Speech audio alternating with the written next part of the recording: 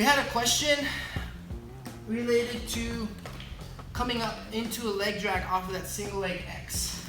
Actually, a few people were asking about this. Great question. So let's just start from the single leg X. A couple things to think about in our single leg X.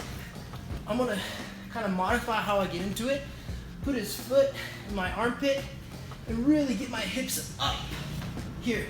So we want to avoid keeping our hips and our back flat on the mat. Get your hips up as high as you can and then clamp in here.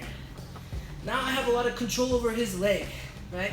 Notice he's postured up. He's not leaning forward here. He's kind of trying to keep his weight in the center.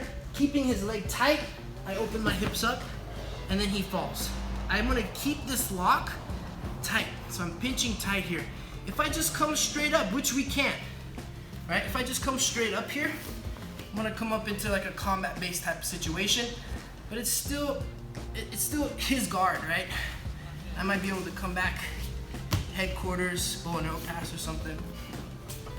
The leg drag position is even more preferable in terms of passing, right? I'm taking their legs completely out of the equation.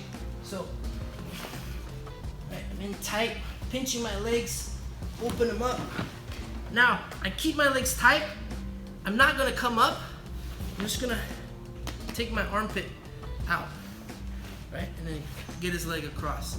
Now I keep this leg tight to my hip, right? I don't want his leg moving out in a way. I wanna keep this space tight.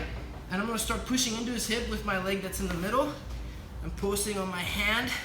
I'm gonna tuck and bring my leg through. And as soon as I can, I'm crowding, reaching for that far collar, coming up. Right, really getting both of his legs to one side for the leg drag position here. So we can even just practice that one little part from here.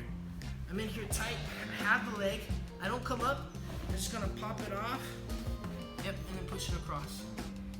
Pushing into him with my top leg, creating space, my heel tucks in, and then right away, right, I'm crowding his hips, finishing that leg drag position.